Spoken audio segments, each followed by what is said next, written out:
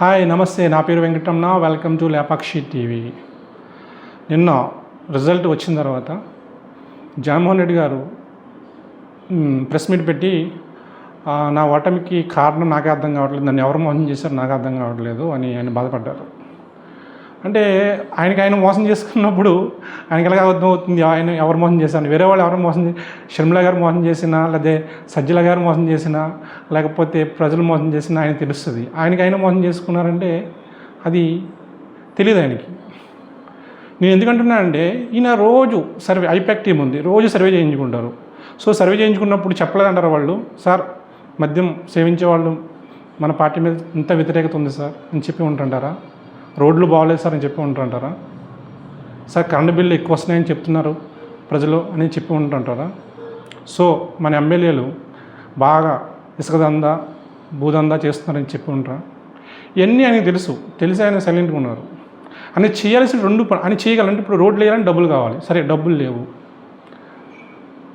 Money లేదు. Money లేనప్పుడు ఆయన చేయొచ్చు. ఆయన చేతిలో ఉన్న రెండు విషయాలు కూడా ఆయన చేయలేకపోయారు. ఒకటి మద్యం, అంటే ఈ చీపు మందు తాగి చాలామంది చనిపోతున్నారు, చాలా వ్యతిరేకత ఉంది, ప్రైస్ బాగా పెరిగిపోయి అని ఆయన దగ్గరికి వెళ్తే ఆయన పెద్ద తెలివైన వాడిలాగా రేటు పెంచితే మానేస్తారు అని లాజిక్ యూజ్ చేశారు.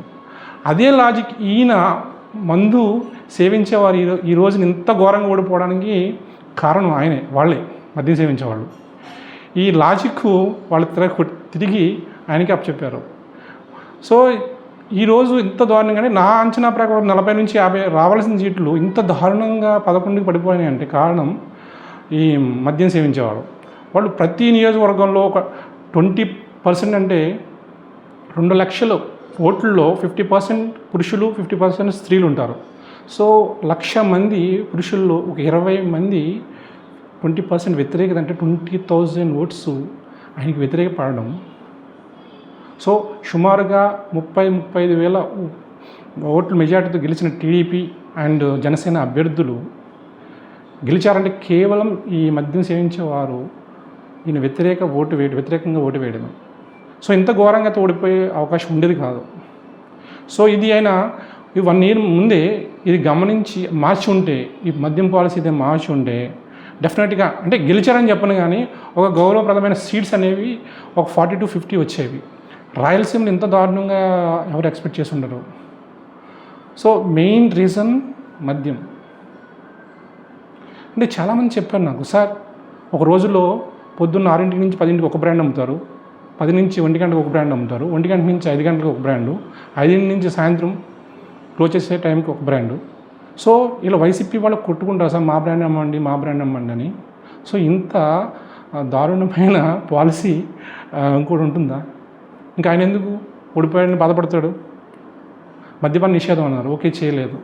ఇంకోటి ఏంటంటే ఆయనకి అద్భుతమైన అవకాశం ఒకటి వచ్చిందండి, కరోనా వచ్చినప్పుడు ఆయన చేయాల్సిన పని ఏంటండి, నవరత్నాలు చెప్పారు. సో వాళ్ళు నవరత్నాలు మేము ఇవ్వలేము, కరోనా వచ్చింది, సో అమ్మఒడి అటువంటి కొన్ని పెన్షన్స్ అమ్మఒడి ఇచ్చుకొని ఈ 18,000 ఇచ్చే దగ్గర 18,000 చాలా ఆయన వ్యతిరేకమైంది. 18,000 ఏమైపోయిందంటే వీళ్ళు 3,000 తీసుకున్న వాళ్ళు, పెన్షన్ తీసుకున్న వాళ్ళు 45 years వాళ్ళకి ఏంటి కాళ్ళు చేతులు బాగున్నాయి కదా, వాళ్ళకి ఎందుకు 18,000 మాకు ఇవ్వచ్చు కదా, 3,000 ఇస్తున్నారు మాకు 18,000 ఇవ్వచ్చు కదా అని ఒకరు. ఒంటరి మహిళకు కూడా 3,000 వస్తుంది. ఆమెకు వయసు 30 ఉండొచ్చు, 35 ఉండొచ్చు, ఆమెకు 3,000 వస్తుంది. ఇటువంటి 18,000 45 years 18,000 ఇచ్చారు కదా, అది చాలా జనాలకి ఒక విధమైన వ్యతిరేకత చాలా క్రియేట్ అయింది. సో ఆ పథకం తీసి కరోనా టైంలో ఏముంది, ప్రెస్ మీట్ పెట్టి నేను ఇన్ని పథకాలు ఇవ్వలేను, కరోనా వచ్చింది క్షమించండి, కొన్ని పథకాలు ఆపేసి ఆ రోడ్లో ఆ ఎంప్లాయ్మెంట్ క్రియేట్ చేస్తే కొంచెం మళ్ళీ వచ్చే అవకాశం ఉండేది. అది ఆయన చేయలేకపోయారు. సో అందుకే ఇంకొకటి ఇసుక ఎంత దారుణం అంటే 1,000 రూపాయలు ఉండేది 5-6 వేలు. ఇసుక లేకపోవడం, పనులాగిపోయి కొన్ని ఫ్యామిలీలు రోడ్డున పడ్డాయి. అంటే ఒక్కటి నేను అబ్జర్వ్ చేశాను, చాలామంది సార్ ఈ ప్రభుత్వం వచ్చిన తర్వాత మనశ్శాంతి కోల్పోయాం సార్ అని చెప్పడం నాకు చాలా ఆశ్చర్యం కలిగింది. ఇప్పుడు చూడలేను. కానీ చాలామంది వైసీపీ ప్రభుత్వాన్ని కరోనా టైం వచ్చి కరోనా 2 years వచ్చింది సార్, అందుకే చేయలేకపోయి జగన్మోహన్ రెడ్డి గారు అని వాళ్ళ అభిమానులు తెలిసింది కానీ జగన్మోహన్ రెడ్డి గారు కరోనా వచ్చిన తర్వాత ఒక ప్రెస్ మీట్ పెట్టి నేను ఇన్ని పథకాలు ఇవ్వలేను, ఈ ఆటో వాళ్ళకి డబ్బులు వేయలేను, ఈ మిషన్ కుట్టి వాళ్ళకి డబ్బులు వేయలేను, ఈ 18,000 ఇవ్వలేనంటే డెఫినెట్గా ఆయన యాక్సెప్ట్ చేసేవారు ప్రజలు. ఎందుకంటే కరోనా అటువంటిది చేసేవారు, మంచిగా రోడ్లు వేసి ఉండి సో ఏమైనా కంపెనీస్ వచ్చి ఉంటే డెఫినెట్గా ఆయన గెలిచేవారు. ఆయన ఈ దేశంలో ఎవ్వరూ ఇవ్వలేని పథకాలు పెట్టిన ప్రయోజనం ఉంది. అప్పులు చేసి పెట్టారు ఓకే, కానీ కొన్ని ఈ 18,000 అనే పథకం ఒకటి, ఆటో వాళ్ళకి డబ్బులు వేయడం ఒకటి, కొన్ని షాపుల వాళ్ళకి డబ్బులు వేయడం ఒకటి, ఈ మిషన్ కుట్టే వాళ్ళకి డబ్బులు వేయడం అండి, అది చాలామందిలో వ్యతిరేకత ఎక్కువ వెళ్ళిపోయింది. సో ఈ రెండు కారణం, ఇసుక అండ్ మద్యం, జగన్మోహన్ రెడ్డి గారిని ఇంత ఘోరంగా ఓడిపోవడానికి రీజన్ అసలు ఆయన ఘోరంగా ఓడిపోవడానికి అంటే 11 సీట్లు రావడానికి. ఈ రెండు ఉంటే ఒక 40 నుంచి 50 వరకు లేదా 60 వరకు వచ్చేవారు. అసలు ఆయన ఓడిపోవడానికి కారణం ఎవరంటే పవన్ కళ్యాణ్ గారు. 2019లో 151 సీట్లు రావడం కేవలం పవన్ కళ్యాణ్ గారి వల్ల వచ్చింది. ఆయన 30-40 సీట్లలో టీడీపీ ఓడిపోవడానికి కారణమయ్యారు. సో అందువల్ల ఆయన 151 వచ్చింది. సో దానివల్ల ఓడిపోయారు తప్ప పవన్ కళ్యాణ్ వల్ల అండ్ వీటి వల్ల ఎంత ఘోరంగా ఓడిపోవడం అంటే రెండు, మద్యం పాలసీ అండ్ శాండ్ పాలసీ ఒకటి. ఇంకోటి ఏంటంటే ఈ అంటే 161 అంటే 160 వచ్చినాయి ఈసారి కూటమికి డెఫినెట్గా పెరుగుతాయి. ఎందుకంటే సోషల్ మీడియా ప్రభావం ఎక్కువ ఉంది.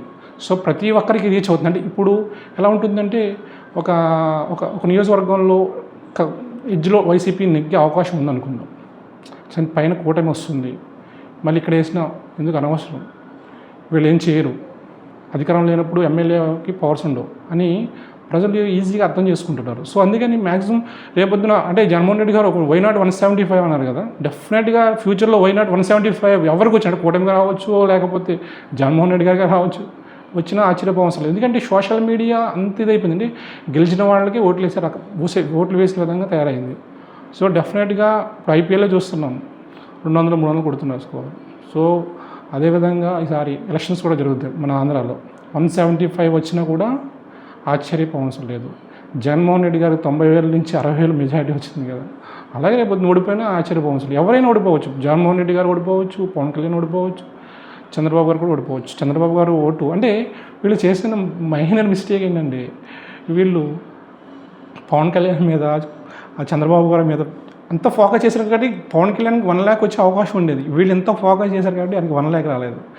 అలాగే చంద్రబాబు గారికి 48,000 చిల్లర వచ్చి 48,006 ఓట్లు ఎంత వచ్చినాయి. సో ఆయనకి ఇంకా రావాల్సింది. వీళ్ళందరూ వెళ్ళి ఈ పెద్దిరెడ్డి గారు వీళ్ళందరూ వెళ్ళి పెద్దిరెడ్డి గారు జస్ట్ మిస్ అయ్యారు, 6,000 ఓట్లతో గెలిచారు ఆయన. సో ఆయన ఓడిపోతే ఇంకా ఇదిగా ఉండేది.